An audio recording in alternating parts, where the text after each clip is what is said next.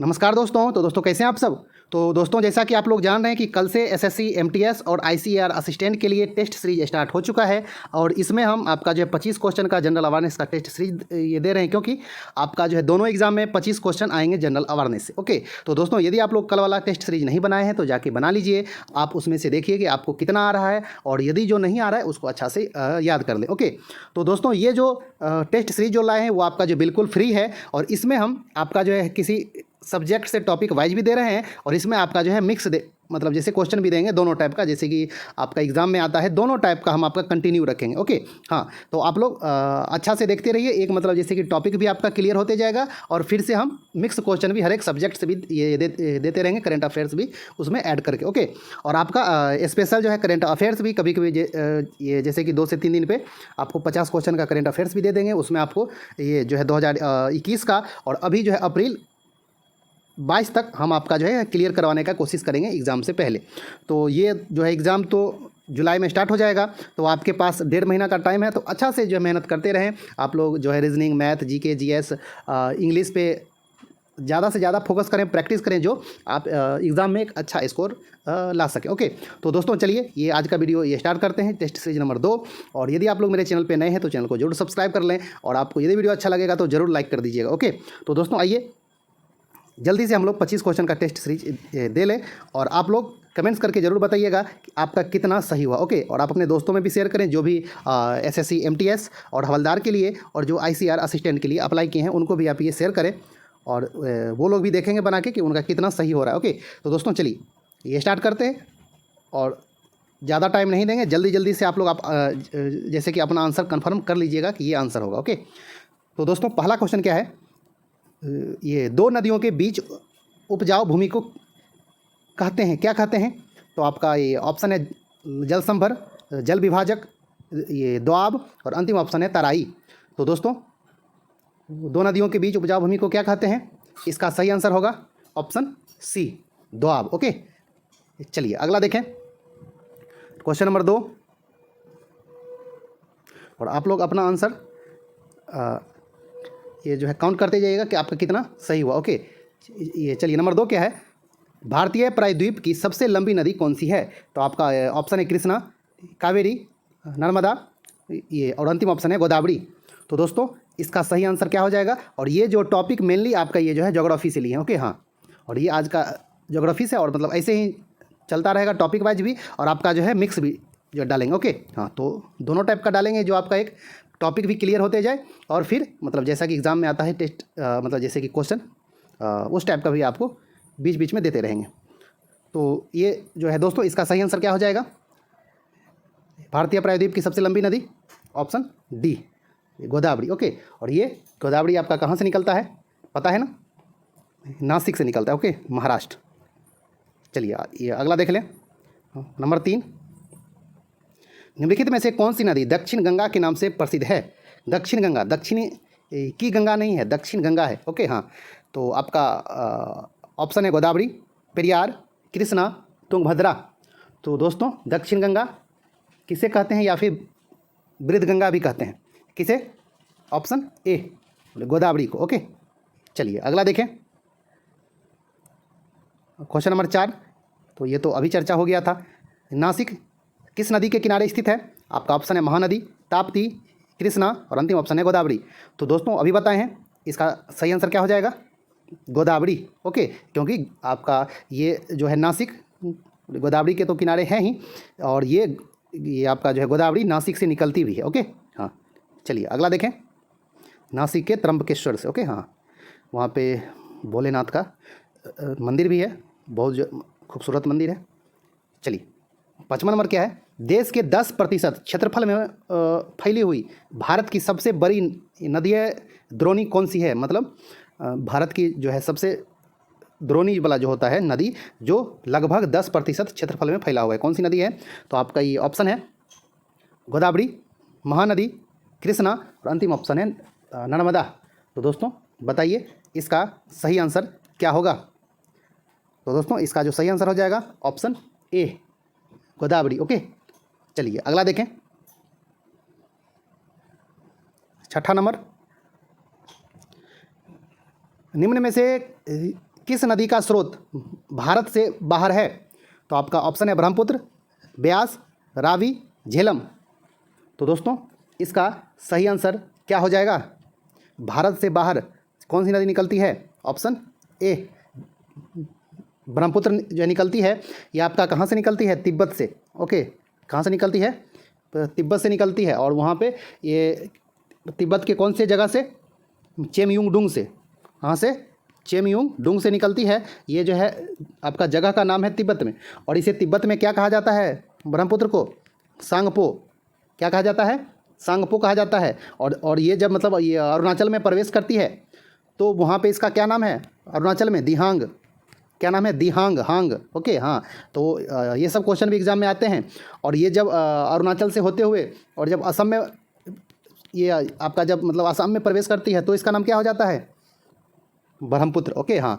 तो ये सब थोड़ा थोड़ा ऐसा पॉइंट्स है जो कि आपका मतलब जैसे एग्ज़ाम में आते रहता है, तो आप लोग कन्फ्यूज नहीं होइएगा। आपको ये सब जो पॉइंट बताए हैं आप लोग पहले से यदि नहीं आता है तो नोट कर लीजिएगा। ओके, चलिए अगला देखें।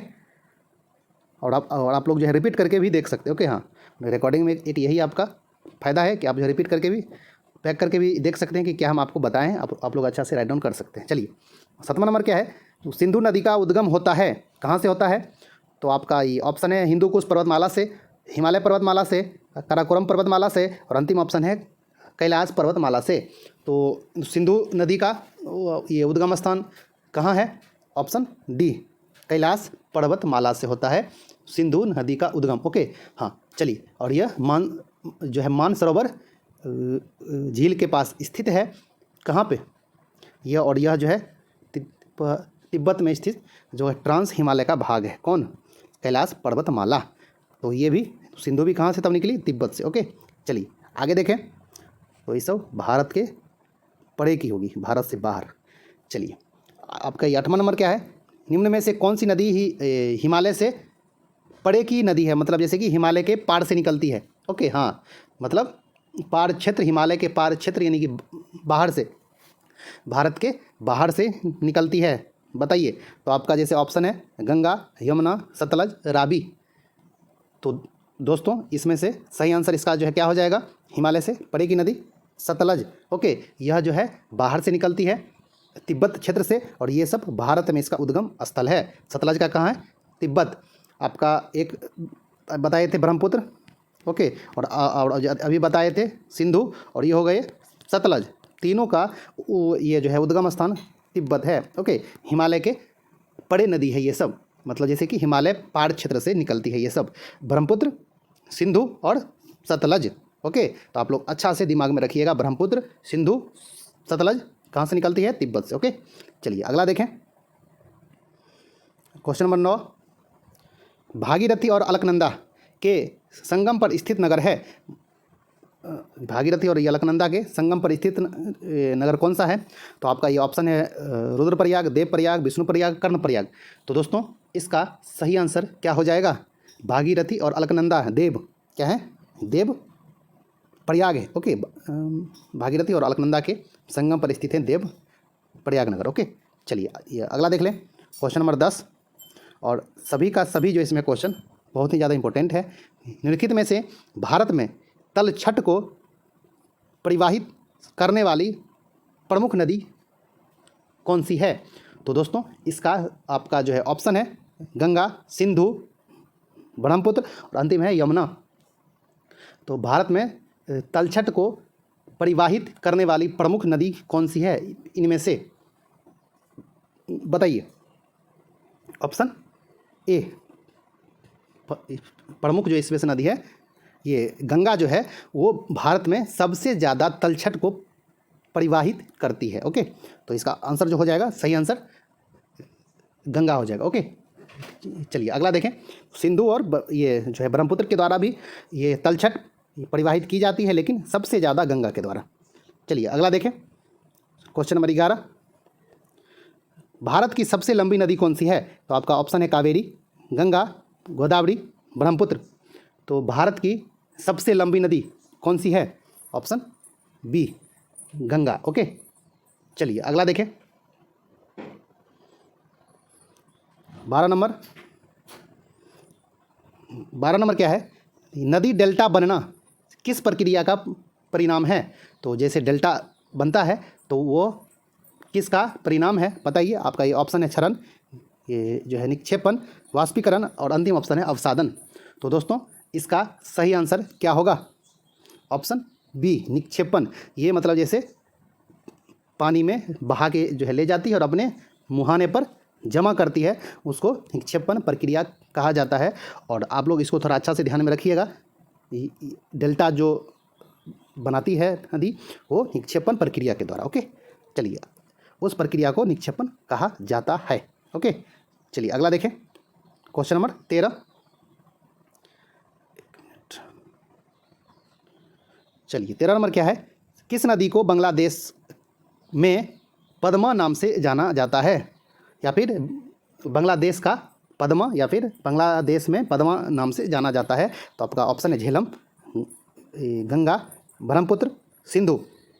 तो दोस्तों इसका सही आंसर क्या हो जाएगा, बांग्लादेश में पद्मा के नाम से किसे जाना जाता है, गंगा को। ओके, और ये जो है ब्रह्मपुत्र को तिब्बत में किस नाम से जाना जाता है, ये जो है अरुणाचल प्रदेश में जब प्रवेश करती है तो किस नाम से, और आपका जैसे असम में, ये जो है तीनों नाम आपको बता दिए थे, तो अच्छा से याद रखिएगा। ओके, और इसको एक बार जो है रिपीट करके देख लीजिए, आप लोग को ये ज़्यादा से ज़्यादा याद रहेगा। चलिए 14 नंबर क्या है, निम्नलिखित में से कौन सी नदी अपना रास्ता बदलते रहने के लिए प्रसिद्ध है। तो आपका ऑप्शन है नर्मदा, कोसी, ब्रह्मपुत्र, दामोदर। तो दोस्तों इसका सही आंसर क्या हो जाएगा, अपना रास्ता बदलने के लिए प्रसिद्ध है और जो कि बिहार में बाढ़ का कारण बनती है, कौन, कोसी। ओके, चलिए, और इसे जो है ये बिहार का शोक भी कहा जाता है, बिहार का शोक भी कहा जाता है किसको, कोसी को। ओके, चलिए अगला देखें, क्योंकि बाढ़ ज़्यादा जो लाती है और तबाही मचाती है बिहार में। चलिए 15 नंबर क्या है कि भारत की निम्न नदियों में से कौन सी डेल्टा नहीं बनाती है। तो आपका ऑप्शन है गंगा, गोदावरी, महानदी, ताप्ती। तो इनमें से कौन डेल्टा नहीं बनाती है, ये डेल्टा नहीं बनाएगी तो ये बनाएगी, एस्चुरी बनाएगी, है ना। तो बताइए इसका सही आंसर हो जाएगा दोस्तों ताप्ती। ताप्ती क्या है, डेल्टा नहीं बनाती है, ये जो है एस्चुरी बनाती है। ओके, हाँ, और आपका जैसे जो नदी डेल्टा बनाती है वो कहाँ पे गिरती है और उसका दिशा क्या है, आप लोग को पता है कि नहीं। ओके, जो है नहीं पता होगा तो जो है कमेंट्स कीजिएगा कि आपको पहले से नहीं पता था। जो नदी डेल्टा बनाती है वो आपका जो है बंगाल की खाड़ी में गिरती है, कहाँ पे, बंगाल की खाड़ी में। ओके, और इसका जो ये होता है मतलब जैसे प्रवाहित किस ओर होती है, तो पश्चिम से पूर्व की ओर होती है। ओके, और बंगाल की खाड़ी में जाके गिर जाती है जो नदी डेल्टा बनाती है वो, और जो नदी डेल्टा नहीं बनाती है वो पूर्व से पश्चिम की ओर बहती है और अरब सागर में जाके गिर जाती है। ओके, हाँ, तो आप लोग इसको थोड़ा अच्छा से ध्यान में रखिएगा। चलिए 16 नंबर क्या है, विश्व का सबसे बड़ा डेल्टा कौन सा है। तो आपका ये ऑप्शन है सिंधु नदी डेल्टा, अमेजन डेल्टा, डेन्यू डेल्टा और अंतिम ऑप्शन है गंगा ब्रह्मपुत्र डेल्टा। तो दोस्तों इसका सही आंसर क्या हो जाएगा, option D Ganga Brahmaputra delta, जो विश्व का सबसे बड़ा डेल्टा है ना। और ये आपका इसका ये मतलब आपसे जो है आकार पूछेगा कि इसका आकार कैसा है, तो इसका आकार जो है त्रिभुजाकार है। ओके, गंगा ब्रह्मपुत्र डेल्टा का। ओके, चलिए अगला देखें 17 नंबर, निम्न में से कौन सा राज्य नर्मदा नदी घाटी का हिस्सा नहीं है। यानी कहने का अर्थ ये है कि जो नर्मदा नदी घाटी का जो पानी का जो उपयोग होता है इनमें से कौन सा राज्य नहीं करता है, उसका लाभ नहीं मिलता है। तो किस राज्य को, तो आपका ये ऑप्शन है मध्य प्रदेश, राजस्थान, गुजरात, महाराष्ट्र। तो दोस्तों इसका सही आंसर क्या हो जाएगा, नर्मदा नदी घाटी का हिस्सा नहीं है राजस्थान। ओके, कौन सी नदी नहीं है, ये जो है राज्य नहीं है, राजस्थान को नर्मदा नदी घाटी का जो पानी का जो लाभ होता है वो इसको नहीं मिलता है, राजस्थान को। ओके, चलिए अगला देखें 18 नंबर। 18 क्या है, प्रायद्वीपीय भारत की निम्नलिखित में से कौन सी नदी अरब सागर में नहीं मिलती है, मतलब अरब सागर में नहीं मिलती है इनमें से कौन सी नदी। तो इसका अर्थ हुआ क्या कि जो अरब सागर में नहीं मिलेगी वो जैसे मतलब जैसे कि एक तरह से वो डेल्टा बनाएगी तब, और जो ये अरब सागर में गिरेगी वो जो है डेल्टा नहीं बनाएगी। तो आप लोग बताइए इसका सही आंसर क्या होगा, इनमें से कौन सी नदी अरब सागर में नहीं गिरती है। तो आपका ऑप्शन है पेरियार, कावेरी, नर्मदा, ताप्ती। तो दोस्तों इसका सही जो आंसर आपका होगा वो कावेरी हो जाएगा। ये कावेरी जो है बंगाल की खाड़ी में गिरती है और ये जो है डेल्टा बनाती है। ओके, तो इसमें से आपका जो है 3 नाम जो ये आप लोग मतलब अच्छा से देख लीजिए, कौन, पेरियार, नर्मदा और ताप्ती, ये अरब सागर में गिरती है और डेल्टा नहीं बनाती है, ये जो है एस्चुरी बनाती है। ओके, ये जो एस्चुरी बनाती है। ओके, हाँ चलिए अगला देखें, 19 नंबर। मूसी तथा भीमा ये डैश नदी की सहायक नदियां हैं, तो किसकी है। तो आपका ऑप्शन है कावेरी, कृष्णा, महानदी, ब्रह्मपुत्र।